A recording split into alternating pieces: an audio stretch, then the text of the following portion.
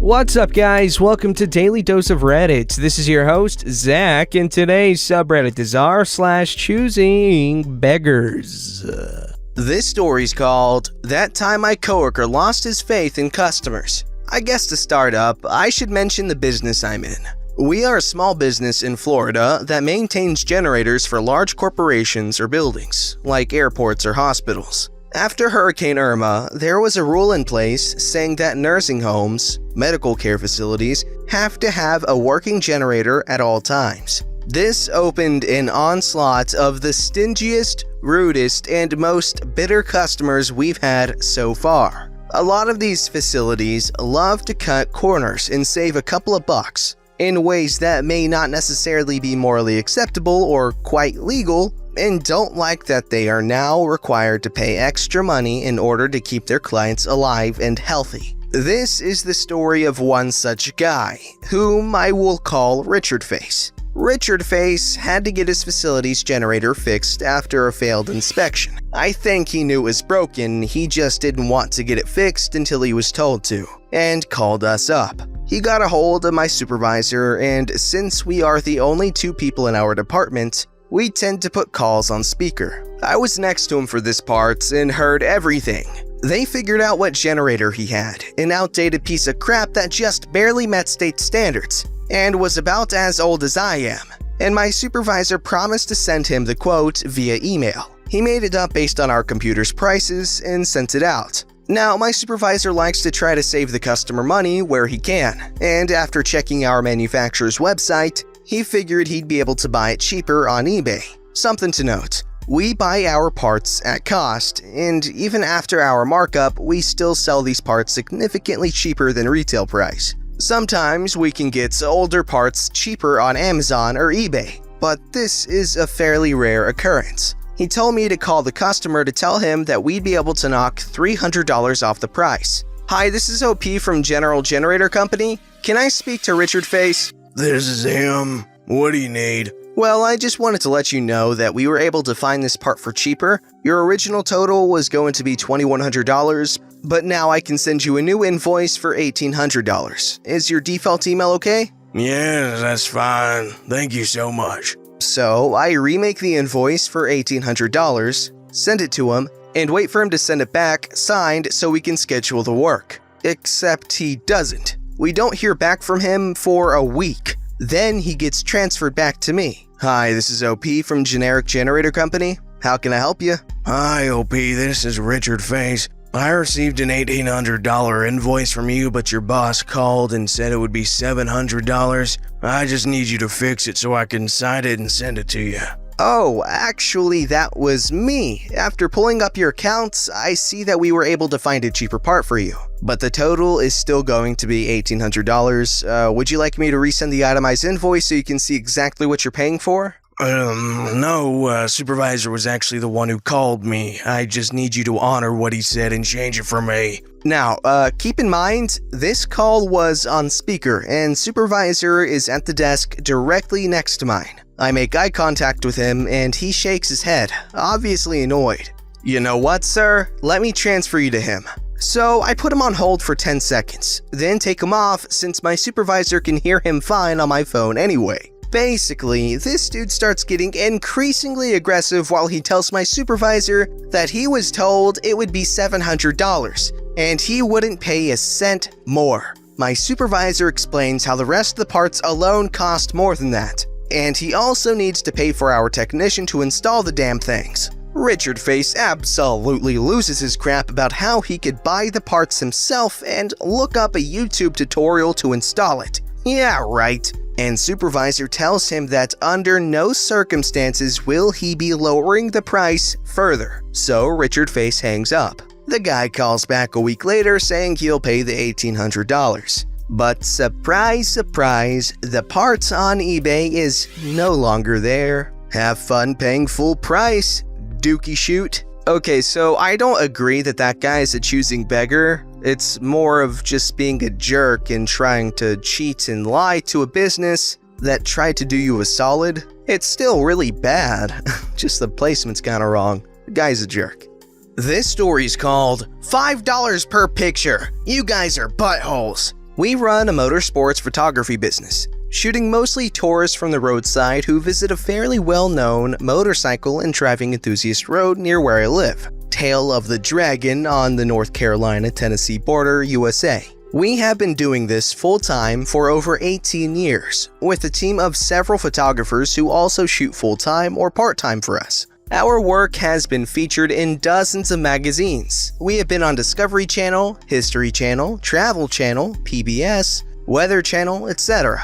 Point being, we are quite well established and could be charging pretty much whatever we want for our photos. And we still charge just $5 per digital image. Same as when I started back in 2001. It's tough work, sitting outside all day in the elements of bugs, shooting sometimes tens of thousands of photos a day, and a lot more complicated back end than most people realize to make it as streamlined for the customer as possible. Most customers are very grateful for the service and the price, and rarely do we get anyone even trying to haggle over it, despite processing thousands of orders a year. But this one guy, about a year ago, took it to a level we just couldn't let slide. He places an order for 6 digital images. Then, in the comments for the order, he writes, "I'm gonna purchase that, but you are a dab ripoff. $5 per picture? You guys are buttholes. They aren't even worth that. I just want high quality photos just like they are, without the words. When do I get the downloads?" The words he's referring to is the watermark over the photos in the online store. Now, my wife fills most orders, and she is pretty sensitive to criticism already, especially of our business. So, needless to say, she came to me very upset over this comment. We made the decision right then that we did not need this butthole's business, so we sent the following response. "Hi XXXX. Due to the offensive language and comments left with the order, we are exercising our right to refuse service. We have canceled and refunded your order, removed all photos of you from our online store, and also deleted all of your photos from our storage racks. Have a wonderful day." Immediately after sending, it bounces back with a failure message saying, "This user does not have an account at this domain." Shocker. He entered his email address incorrectly when he ordered. There was no other means of contacting him at this point, as no phone number was given on the order. So we chuckle at his stupidity and wait for him to figure it out. A few days pass, and we get this train wreck. Subject: "Where's my freaking downloads that I paid for? Where's my freaking downloads, buttholes? I gave you my credit card information and pay you over a week ago, and I still have no downloads, buttholes. I'm about to cancel my credit card payment. I did not get another email after I paid you, you freaking con artist." So we replied to the now correct address, Mr. XXXX. "The language you have used repeatedly is unacceptable. We tried to contact you the day the order was placed, but it bounced due to an incorrect email address you entered. To let you know that your order has been canceled and refunded. Your photos have been removed from our online store and deleted from our storage racks. The money is probably already back in your account by now. We do not wish to do business with you. See the original email below. Previous email pasted." His reply: "You buttholes, I did not want the order canceled. I just think you are charging too much, but I still want my photos." Final reply from us to him: "Mr. XXXX, we are now blocking your email. You will be missed. Nobody." At which point, we blocked him and never heard back, of course. And that, my friends, is the story of the worst customer we've had in 18 years of business. Have a wonderful day. First off, I'd like to say that good job on having a successful business that's run by just you and your wife. It's always nice to see small businesses succeed, so yeah. Anyways, yes, if you want something cheaper, it's probably a good idea to ask politely, because they might help you. Otherwise, this is what happens. This story's called, "We Were Kinda Hoping You Would Do It For Free." I have a few stories like this, but this is one that still sticks with me. For context, I work professionally as a massage therapist. I am licensed and have been doing massage for 5 years now. I work at a small, local day spa in my hometown and have a rather large following in regards to my clientele base. Every now and again, we'll have other businesses, small or big, that'll contact us and ask us to provide our services for their events or social gatherings. These events will usually require us to have at least 2 therapists, including me, on site, and also to bring our own supplies, which we don't mind doing since they only expect us to do basic chair massages for 10 minutes per person. Not too bad, especially for about 2 to 3 hours. And they do pay us afterward. One day, I get a call from a local elementary school in another town a little over half an hour away from mine. The woman on the phone explains how it would be Teacher Appreciation Week the following week, and they were wanting us to come down to provide 10-minute chair massages for all of the teachers. I told her we wouldn't mind doing that, since we get calls from others to do similar things all the time, and what she was asking didn't sound too far off from the norm for us. Then came the choosing beggaring. Okay, so we've got all the info we need. Now, how much would you be willing to pay? Our normal rates for event services is usually $1 a minute, but we can alter the rate if need be, since there'll only be 2 of us. We didn't think we needed to pay. Yes, ma'am. We normally have a pay rate set up whenever we get called to participate at events like this. Like I said, it would be $1 a minute, and since there'll be 2 of us and the event is 2 hours, that would come up to $240 total, but like I said, we can adjust the price if that's too much. Would $100 be better? Well, the thing is, we were kinda hoping you would do it for free, since it is Teacher Appreciation Week and all. I was fighting with myself to keep a straight face the whole time while I was still on the phone, especially after hearing the insane logic of this woman. She seriously wants us to make time out of our schedule away from the shop, drive 30 to 45 minutes to their location, do 2 hours worth of massages for their employees for free? I completely understand that this whole thing was for a good cause, and I totally agree with the premise, especially with all the crap that's been happening with teachers not getting fair pay for their work. But here's the thing, in our line of work, or at least at our business, we are considered independent contractors, meaning we don't get paid until we get booked with an appointment, and only after that client pays do we get a cut of that pay. We don't get paid hourly like most employees do. We make commission. So if it's a slow day at the shop and no clients come in, no pay for us. It sucks, but that's how it is. If we were to come out to the school and give massages to the employees for no pay, we would be risking potential clients at our business who actually would pay us. Not to mention the fact that we're having to use our own money and gas to get to this event. I simply told her that we couldn't come down there for free. We had to get some sort of compensation, especially since they contacted us about participating in this event. I was as polite as I could be, not trying to sound mean or abrasive. She replied by saying, "Let me talk with my supervisor and see what she wants to do," before hanging up. About 10 minutes later, she calls back. "Unfortunately, that's not gonna work for us. We were really hoping you would do this for free. Thank you for your time." And that was the last that I heard from them.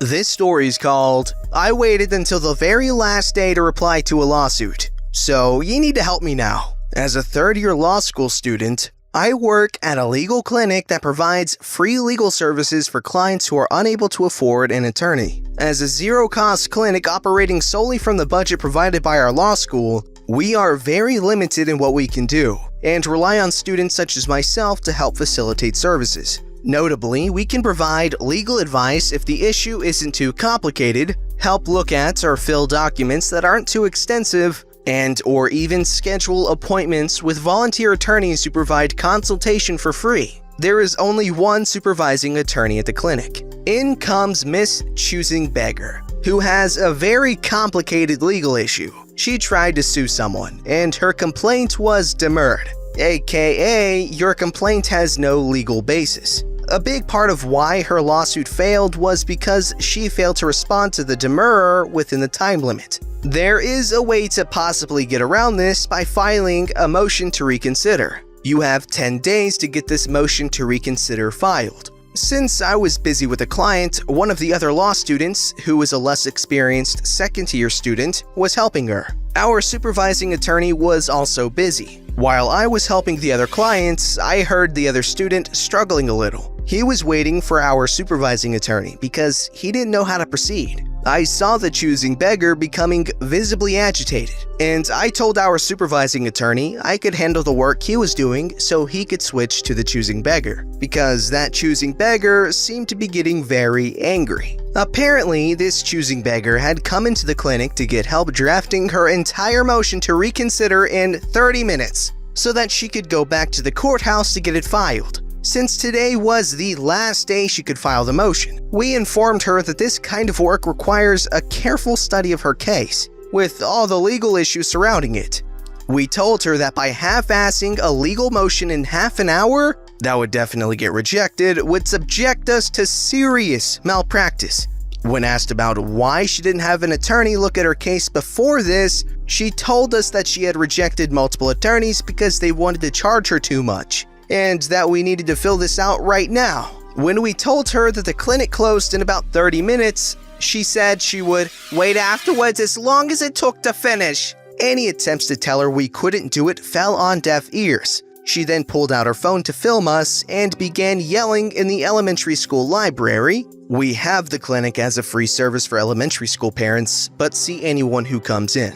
She said everyone in the clinic would be posted on YouTube, and asked for the supervising attorney's supervisor. Hint, he's the supervisor. She said she was appalled at the terrible service and loudly declared that she was a taxpayer and that this is our taxpayer dollars at work. You know, the free legal clinic she didn't pay for that is completely funded by a privately owned law school which receives zero public funding. She eventually stormed out of the clinic, declaring she would be reporting everyone except for the Asian attorney, me, because I was the one who had noticed she was angry and motioned for our supervising attorney to help. To this day, our supervising attorney has not yet received the bar complaint we've been joking that he would get. And I wonder whether that motion was ever filed, or if she simply chose to go home and go back to being lazy. I mean, she obviously must not have cared that much if she waited that long to get it filed. But don't put that on anyone else but yourself, lady, come on. Don't forget to like, subscribe, and hit that bell to never miss an episode.